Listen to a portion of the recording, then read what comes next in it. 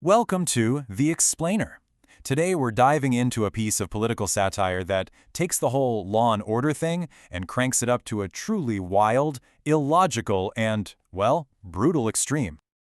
Okay, so the story just drops us right in the middle of this breaking news report, and you immediately get this feeling that the police response is, let's just say, completely over the top for the crime being committed. So, we're watching a live report from Paris. And the crime? Someone stole something from McDonald's. Yep, that's it. But the response? Oh, the response is anything but small. We're talking drones in the air, a massive citywide manhunt, and they've even called in the BRI. That's France's elite special police unit. For a fast food theft? Get this, there are 4 police helicopters circling overhead. The reporter on the scene is just saying the situation is totally crazy and uncontrollable. And you have to remember, all of this is for a crime that is, honestly, almost laughably small. So you're probably wondering, what on earth did this person steal to cause all this chaos? Well, it was 8 chicken nuggets and 2 dipping sauces. That's it. And right there, that's our first big clue that we're not exactly in the real world anymore. We've stepped into a wild, satirical reflection of it. And it just gets more absurd. The reporter on the ground is totally focused on the evidence trail. But the police aren't, following footprints or anything. Nope.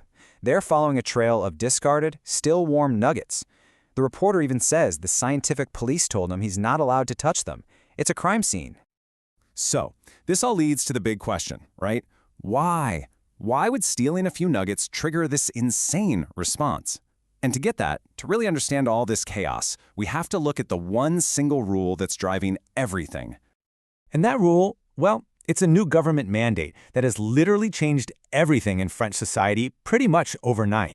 The idea behind it is, wow, it's as simple as it is brutal. It doesn't matter what you do. From the smallest rude gesture to a major crime, the punishment is always the same, the death penalty.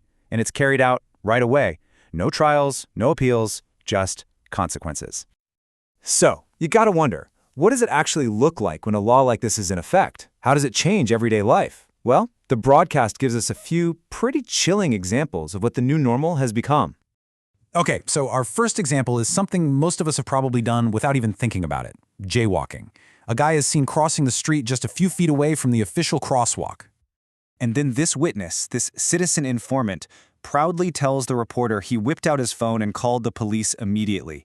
He even says his family has a kind of tradition of denouncing people. And the result of that phone call? The news anchor just flatly confirms the jaywalker was abattu, which is a really cold way of saying he was shot down and killed right there on the spot. All right, the next incident shows just how far this goes. Now, even basic politeness has become a life-or-death situation. Picture this. A man walks into a pharmacy. He just needs to buy some Imodium. So the pharmacist tells the story, and what's really creepy is how she justifies it all.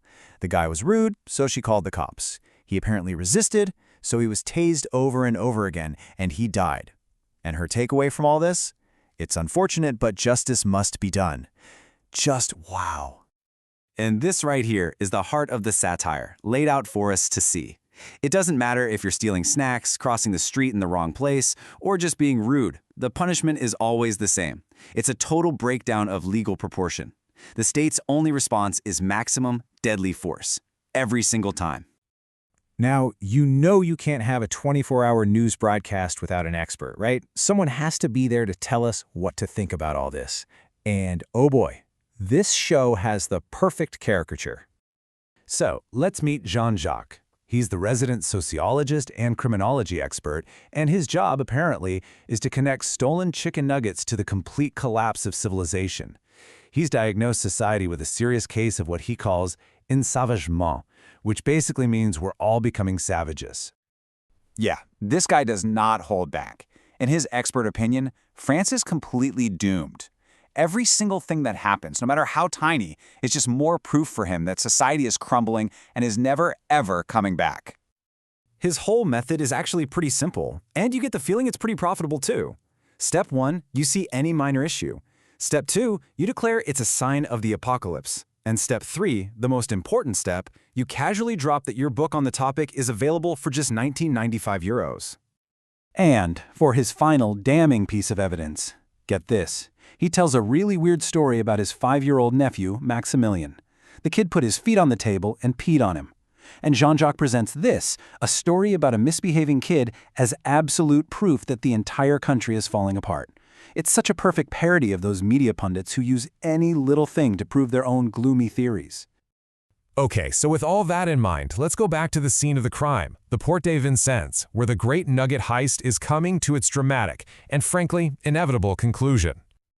So the chase is finally over. The suspect, who the press has nicknamed the Mono Nugget, is cornered in an alley. They even bring in a negotiator who tries to talk to him for a second, but nope. Less than a minute later, it's all over. The suspect has been neutralized. And here it is, the final, brutal punchline of the whole thing. The news anchor signs off, but he's not talking about the fact that a person just died. No, he's expressing relief that the victim, which I guess is McDonald's, can finally get their nuggets back. In this world, the property is way more important than the person. So what's the point of all this? What's the takeaway? Well, the sketch is just a brilliant piece of satire. It creates this totally absurd, zero-tolerance world to make fun of so many things.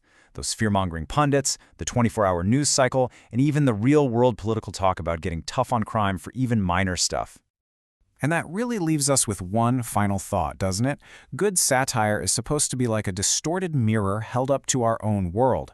But the best satire, the kind that really sticks with you, makes you ask, just how distorted is that reflection, really?